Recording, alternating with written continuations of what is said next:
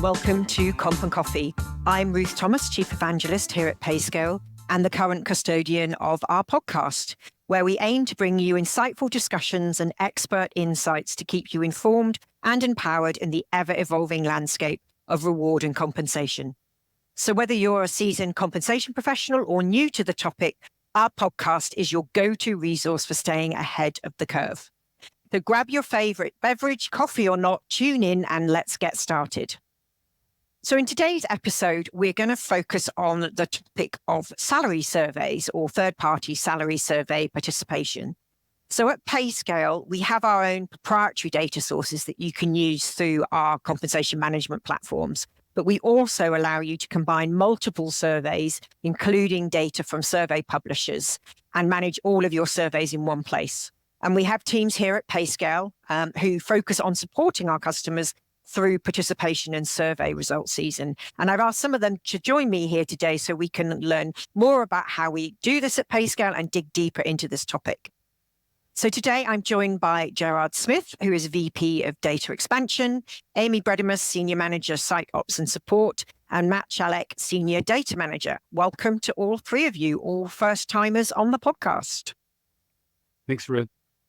So let me get you to introduce yourselves to the audience first, and maybe just tell us who you are and explain your role here at Payscale. Gerard, do you want to start us off? Sure will. I'm Gerard Smith, and I lead the data expansion teams here at Payscale. And one of the primary areas of focus is we manage the third-party survey data that we receive from our customers. Our data teams are focused on quickly transforming and accurately putting customers' data onto our platforms so as to be able to effectively use the data as quickly as possible. I've been with Payscale for over 12 years, working consistently to deliver value to our customers and continually improving our operations and customer experience. Before joining Payscale, I was a human resources and payroll implementation consultant across various industries like retail, media, banking, manufacturing, airlines, and software. Following my foray into consulting, I went into a corporate job managing HR systems, benefits administration, and compensation functions for Fortune 500 companies, particularly in telecom and building and construction. Great. Thank you, Gerard. Amy, do you want to introduce yourself? Well, I'm Amy Bredemus. I currently manage the Payscale site operations team for the MarketPay product clients. My team refreshes our client survey data matches annually and helps to get their MarketPay site ready for survey participation. I've been fortunate to support the MarketPay clients for over 11 years here at Payscale. But prior to my 25 years in compensation, I was an HR generalist, and I worked in the financial services, medical device, public utilities, and real estate before joining Comp Technology. Great. Thank you, Amy. And Matt, over to you. Hello, I'm Matthew Chalek. I'm a senior data manager who supports third-party compensation data. My team receives and processes the actual published survey results for use in the Payscale products. I have almost 10 years personally in my role at Payscale on a team with an average tenure of over 5 years of experience doing this work. Great. Well, as first timers on the podcast, I do need to ask, are you a coffee drinker or are you a tea drinker? Who wants to offer first? Coffee, all the way. Definitely coffee for me. Quad shot Americano, my go-to. Matt? Coffee, black, every morning. Great. So you are allowed officially on the Coffee and Comp and Coffee podcast. So Gerard, do you want to start us off and tell us how do we work with the survey providers here at Payscale? How does that relationship work? Sure.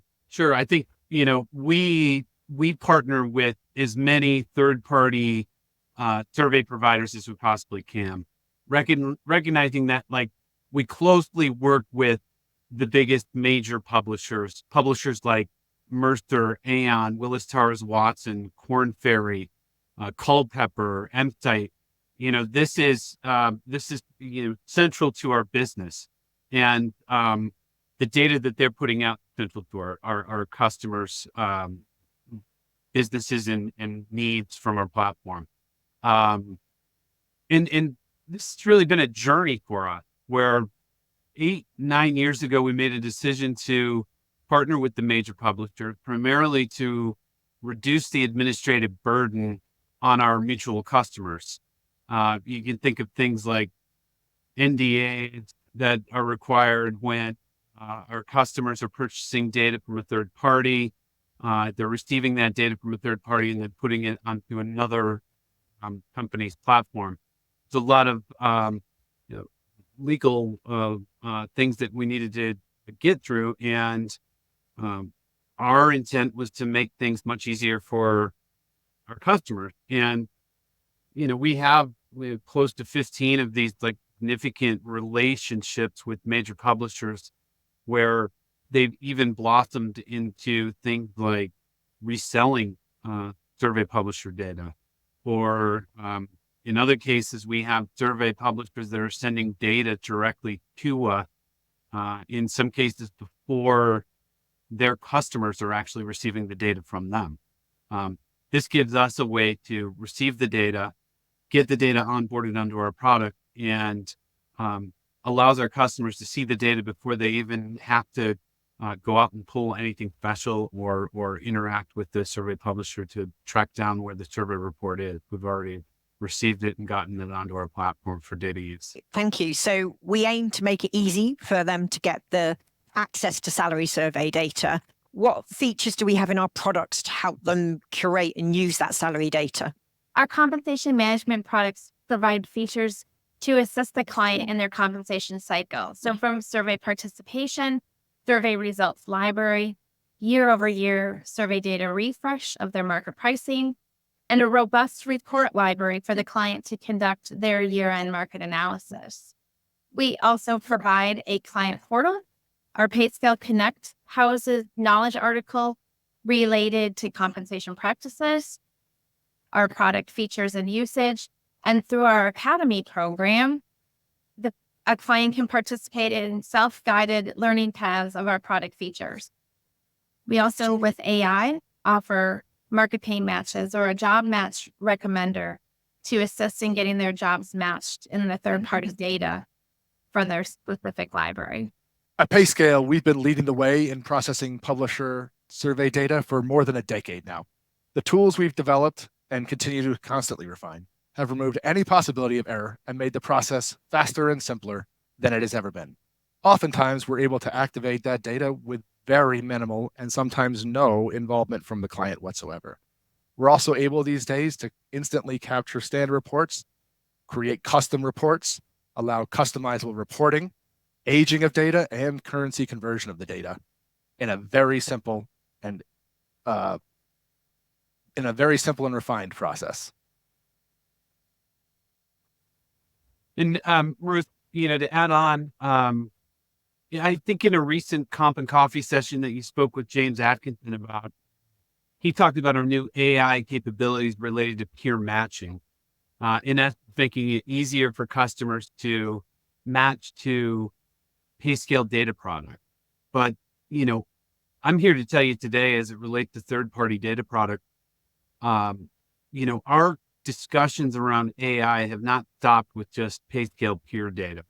Our product and engineering teams are focused on leveraging AI to assist customers in matching and making match recommendations to all data sources within our product, especially publisher survey data. As a technology company, we're managing large amounts of data for our customers, and they're leveraging a multitude of third-party survey data. Payscale is committed to enhancing our customers' experience through the use of AI in matching and match recommendation to all data sources and all customers utilizing our products. Ultimately, this translates to more and more data, this use of AI. Customers can make more matches. They can send more data to survey publishers who then can turn around and release survey reports that are more robust because of the increase in data that's being sent. So all in all, really like a win-win across the board as we're focusing on this, where Customers are winning by making it easier to make matches. Publishers are winning in terms of getting more data from Payscale customers based off of the matching that we're making. And Payscale is benefiting because we're, the enabler in that process. So I'm super excited about it. I'm super excited about the work that our product and engineering team is putting into this. Great. Yeah, it's good to hear all that developments around AI there. Now, we have customers of all different sizes here at Payscale, from kind of like one-person companies up to 100,000-person companies. Do you have to be a certain size of organization to get value out of a survey publisher's data? Yeah, that's a great question. When we look at it in terms of like the breadth of the data that we're seeing on a year in and year out basis. We see survey data from over 300 different survey publishers, and those data sets, those survey reports can vary from general industry surveys, where all companies are incorporated into one data set. But there are also many specialty surveys that we see, and you would think like the typical industries that we would see salary surveys are like general industry, banking and finance, technology, healthcare, education, manufacturing, retail, like all very predictable, right? But there are very much specialty surveys for like art, entertainment, and recreation, law firms specifically, travel and tourism, aviation surveys, even credit unions and not-for-profit. So like from a size of company and breadth of data, I'm saying there's pretty much a survey out there for any company in any industry if they're looking for and needing access to relevant compensation data. As far as does a company need to be a certain size, get value out of survey publisher data? I'd say if companies are thinking about the rate of inflation or lower unemployment rate in terms of attracting and retaining employees, or the cost of living for their employees, while all working to meet their business goals year in and year out, then yes, I would say getting access to more and more data, including third-party survey data, is the way to go to help ensure companies that they're staying competitive in the labor market and striving to meet their business goals. We do find, generally speaking, that smaller organizations that are using third-party survey data tend to be more on the proactive side when it comes to managing their workforce and overall health of their business. Great. That's really interesting. And we've just released yesterday a new report here from Payscale called our Top Performers Report. And it's in that we're looking at organizations that exceeded their revenue goals in 2023, according to our compensation best practice report. And we're trying to see what are the behaviors of these successful organizations. And one of them is using multiple data sources, and that they're more likely to use more data sources.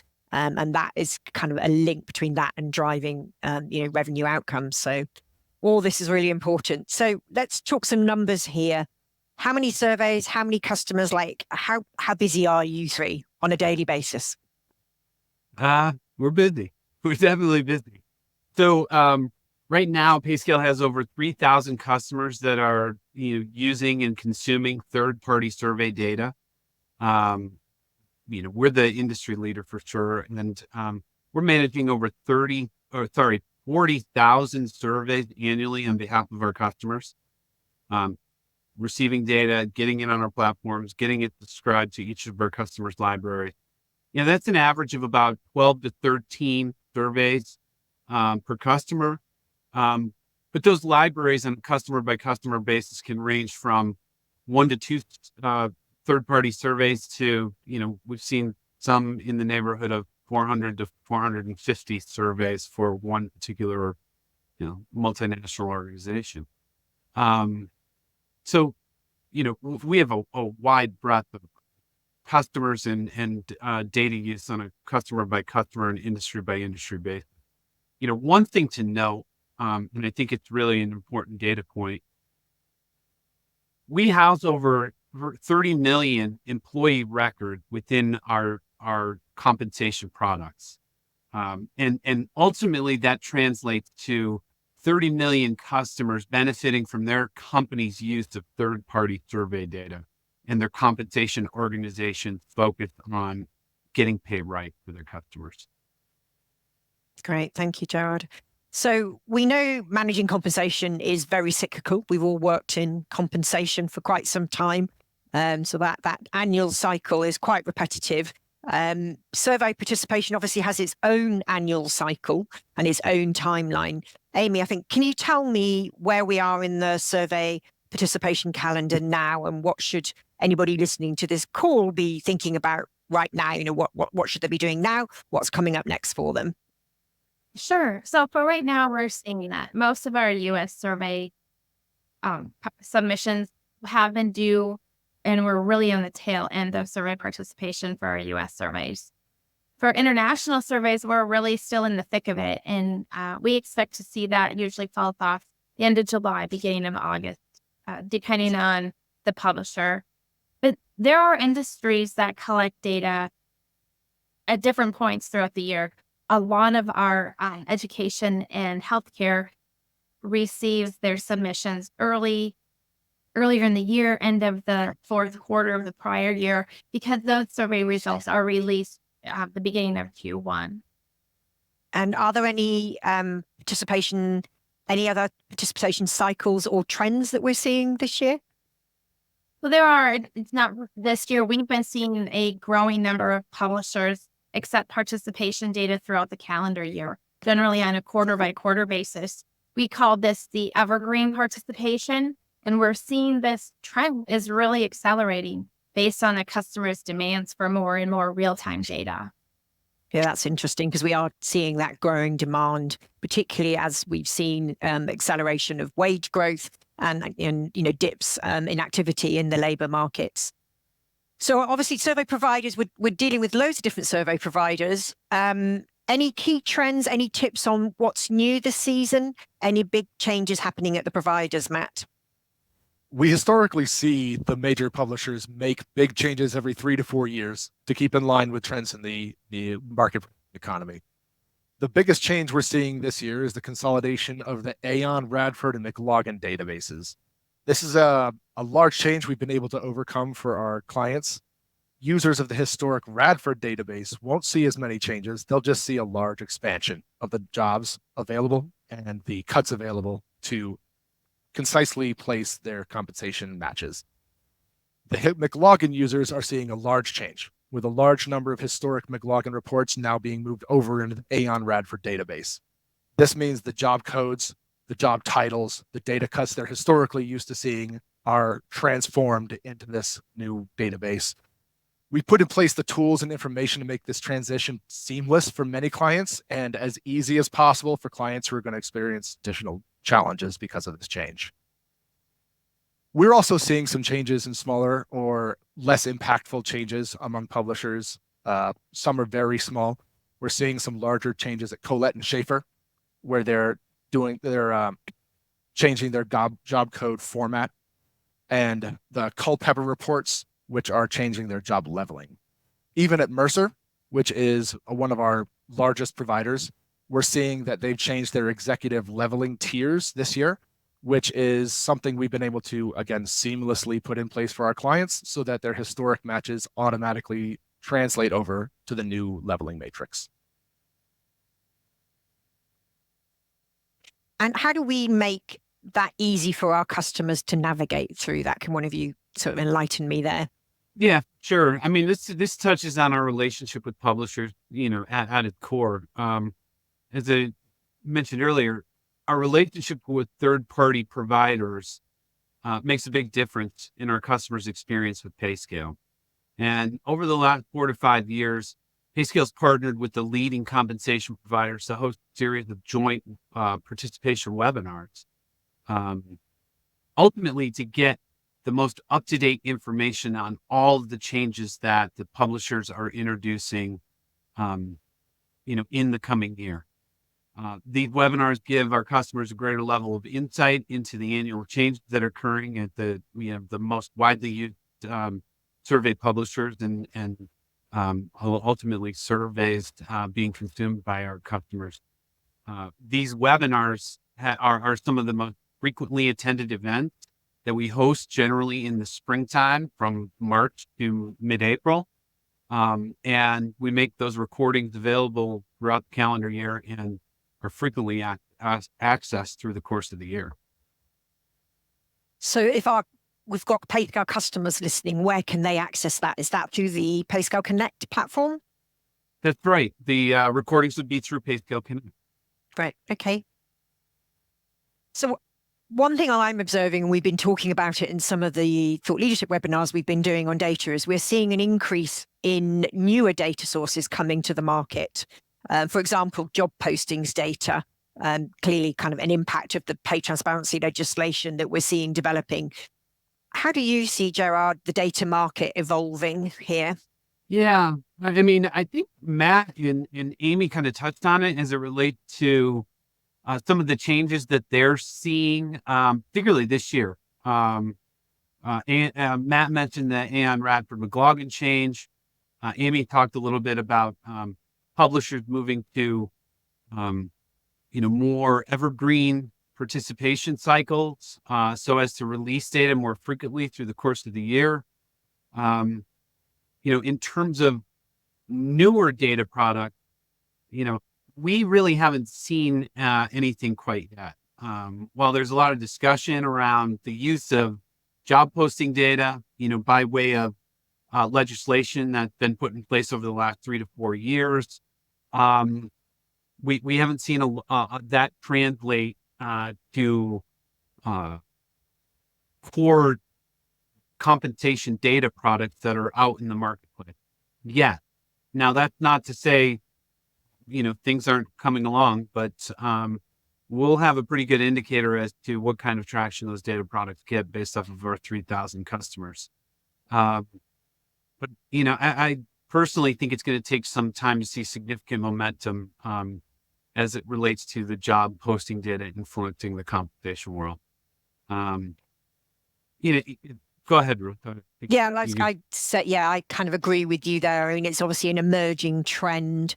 I think when we've talked about this before on webinars, we've said, it's really important just to understand your data source to make sure that you're using it for the right thing. And so, for example, job postings data might be something you use on an ad hoc basis if you are pricing a particular job in a geo or a difficult job. But it's not something you're going to be using to update your annual structures or something like that. So I think, getting more familiar with your data sources is really important. Completely agree. I mean, maybe a great data source to fill some gaps. I learned years ago when I started with Market Pay, the owner at the time would say, any data is better than no data. Absolutely. So any final... when I am speaking, no, you're fine. I guess what I want to say is when I am speaking to customers and colleagues, folks that I've known for 25 years in the comp profession, we talk about like the core pay elements of compensation, like everything that we were taught by World of Work, base pay, STI, LPI, total cash, total direct. Like I really just have difficulty seeing job posting data being able to provide anything more than competitive base pay at this point.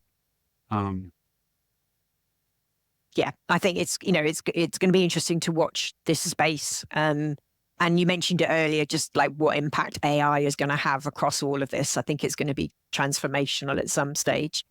So thank you all 3 of you for coming along today. You've obviously all got an amazing amount of experience in this field. Any final thoughts for our listeners today? I guess I would say in the last few years, the compensation landscape has changed dramatically. Labor markets are extremely tight and for a long time. Consumer price index and inflation are dinner table conversations. Pay transparency and pay equity legislation has become extremely active, and more HCM technology providers are employing the use of AI to enhance productivity gains. There is a lot circling in the compensation world. And Payscale is here to assist every step of the way by giving customers and employees confidence to know the what and why behind pay. With our leading data technology experience, we make it easier to pivot to your compensation to goals. And if our listeners want to find out more about salary surveys, they find that on our website. Oh yeah, that's a good question. When they can reach out to me directly if they're a customer or not, maybe via LinkedIn. We're always happy to share information around where our customers or prospects can find the best data for their particular situation, industry, or specialty job that they're looking for. Great, thank you. Well, Amy, Matt, and Gerard, thank you very much for joining me today. If you've got any thoughts about what we've discussed today or any suggestions for future topics for Comp and Coffee, you can email us at coffee@payscale.com. And just final thank you all for listening in today. Thank you very much. Thank you, Ruth. Thanks, Amy and Matt, for joining too. Super appreciate it. Thank you all. Thank you for listening to our Comp and Coffee podcast. For more on our survey data, go to payscale.com/products/data.